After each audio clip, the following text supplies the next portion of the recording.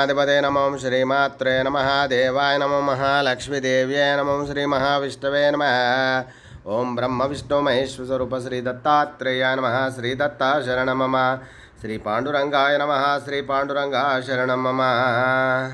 ओम नमो नारायणाय नमो भगवते वासुदेवाय नमो गोविंदाय नमो अनंत पद्मनाभीश्वराय नमः ओम अच्युताय नमो अनंताय नमो गोविंदाय नमो पद्मनाभाय नमो दामोदराय नमः अक्षधर्मस्वरूपः श्री पराभवनाम संवत्सरे उत्तरायणे वसंतऋतौ चैत्रमासे शुक्लपक्षां शुभवासर्याय नमः भानुवासरे आदिवार रविवार शुभवार शुभ नक्षत्र शुभ तिथि रजसा वर्तमानो निवेशयन्नमृतं मर्त्यं च हिरण्ययेन सवितारथेन देवो जाति भुवनानि पश्यन् इदं विष्णुर्बीजकरमे त्रिधानि दधे पदं समूढमस्य पाग्सुरे स्वाहा रामो राजमणि सदा विजयते रामं रमेशं भजे रामेणाभिहता निशाचरचमो रामाय तस्मै नमः रामान्नास्ति परायणं वरदरं रामस्य दासोऽस्म्यहं रामे चित्तलयः सदा भवतु मे भो राम मामुद्धर गुरुर्ब्रह्मा गुरुर्विष्णु गुरुर्देवो महेश्वरः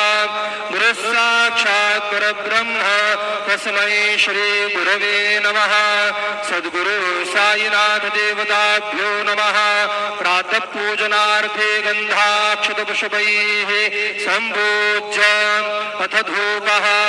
वनस्पतिरसोद्भूतो गन्धाढ्यो गन्ध उत्तमः आघ्रेयः सर्वदेवानां धूपोऽयं प्रतिगृह्यताम् धूपमाघ्रापयामि साज्यं च वरति संयुक्तं वह्निना योजितं मया दीपं गृहाण देवेशो त्रैलोक्यतिमिरापः दीपं दर्शयामि धूपदीपान्तरेण उपहारनैवेद्यं निवेदयामि चतुष्कोणमण्डलं कृत्वा तदुपरि नैवेद्यपात्रं निधाय गायत्रीमन्त्रेण पात्रान् सम्प्रोक्ष धेनवाः अमृतीकृत्य ग्रासमुद्रया सत्यन्तवर्तेन परिखिञ्चामि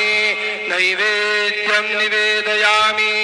ॐ प्राणाय स्वाहा ॐ अपानाय स्वाहा